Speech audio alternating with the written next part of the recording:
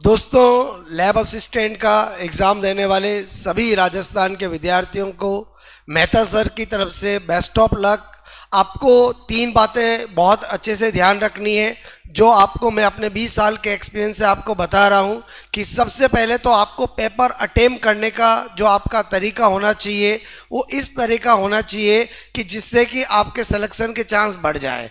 जब भी आपके सामने पेपर आए तो सबसे पहले आपको क्या करना है कि पेपर को आपको सबसे पहले 10 या 15-20 सेकंड के अंदर एक बार देखना है कि पेपर आपका पूरा ओके है, कोई क्वेश्चन मिसिंग नहीं है, कोई पेपर बोलो आपका पेज जो है वो नंबर वगैरह सही है। उसके बाद आप पेपर को स्टार्ट कीजिए और अपना टारगेट बनाइए कि पेपर चाहे इजी हो, टफ हो, लेंथी हो, हार्ड हो, कुछ भी हो, आपको सवा घंटे के अंदर एक बार पूरे पेपर के अंदर 1 to 100 क्वेश्चन को अटेम्प्ट करना है और उसके साथ साथ फिल्टर करना है। फिल्टर इन द सेंस कि आपने क्वेश्चन नंबर 1 पढ़ा, आपको लगता है ये आता है, उस क्वेश्चन को टिक करो, उसके आंसर को टिक करो, आगे बढ़ो। क्वेश्चन नंबर 2 आपको ऐसा मिला जो आपने ना देखा है ना सुना है, उसको क्रॉस करो, फटाफट आगे बढ़ो। क्वेश्चन नंबर 3 आपको अगेन लगता है कि आपका आता है, कर दीजिए। क्वेश्चन नंबर 4 आपको लगता है कि ये दो ऑप्शन तो नहीं हो सकते,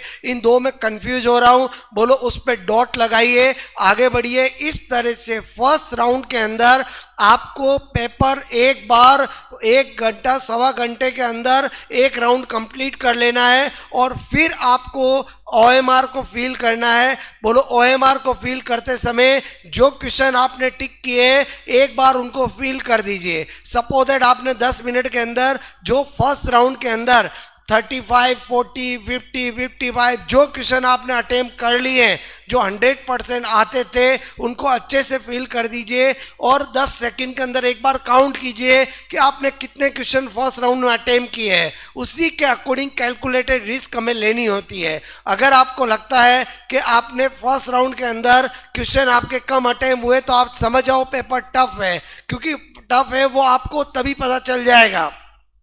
उसके बाद आपको सेकेंड राउंड के अंदर जो क्वेश्चन आपको डाउट लग रहे थे, जो आते हैं, आपने कभी ना कभी पढ़ा है, 2 ऑप्शन कट कर चुके हो, उनको अटेम्प्ट करना है और उन क्वेश्चन को अटेम्प्ट करते समय आपको सोल्व भी करना है और साथ के साथ ओएमआर के अंदर फिल भी करना है। सपोज दैट आपने आधा घंटा बोलो इसके अंदर दिया और आपने साथ के साथ भर दिए, वो मैक्सिमम अटेम्प्ट करने लायक होंगे क्योंकि वो आपको क्वेश्चन आते हैं जिसमें आप पहले से फिल्टर कर चुके हो, 2 ऑप्शन कट कर चुके हो।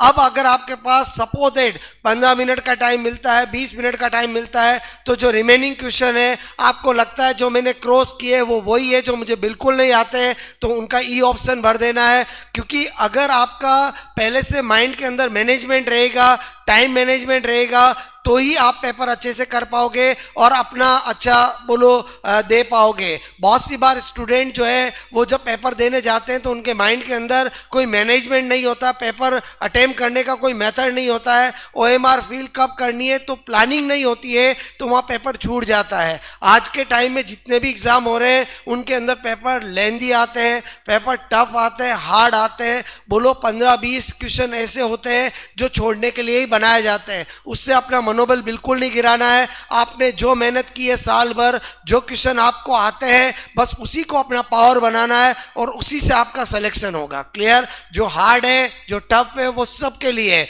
वहाँ बिल्कुल घबराना नहीं है। और आपको हमेशा फर्स्ट राउंड आपकी कोशिश होनी चाहिए सवा घंटे में हो जाना चाहिए, चाहे क्वेश्चन आपके 30 क्यों ना हो, चाहे 40 क्यों ना हो, उसको ओएमआर में भर दीजिए और उससे आपको पता चलेगा कि पेपर का लेवल कैसा है। और उसके बाद आपने फर्स्ट राउंड के अंदर 3 काम कर दिए, एक तो जो आते थे वो भी कर लिए, जो आपको नहीं आते वो क्रॉस भी कर दिए और जो डाउट लगते हैं वो भी फिल्टर कर लिया, ताकि सेकंड राउंड के अंदर आपका टाइम वेस्ट नहीं हो। बहुत सी बार स्टूडेंट क्या करते हैं कि बस क्वेश्चन करते रहते हैं, 2 घंटे तक आपने किया, फिल्टर नहीं किया, तो आपको लास्ट टाइम जो बचा है उसमें आपको पता नहीं चलता है कि मुझे कौन सा डाउट वाला है, कौन सा छोड़ने वाला है। आप हर क्वेश्चन को डबल वापस टाइम देते हो, तो ये गलती नहीं करनी है। अगेन मैं आपको क्या बता रहा हूं, आपको बोलो पेपर करने का मेथड 1.25 घंटे के अंदर फर्स्ट राउंड हो जाना चाहिए, और उसके बाद चाहे क्वेश्चन आपके 35-40 क्यों ना किए हो, उनको अच्छे से फील कर दो,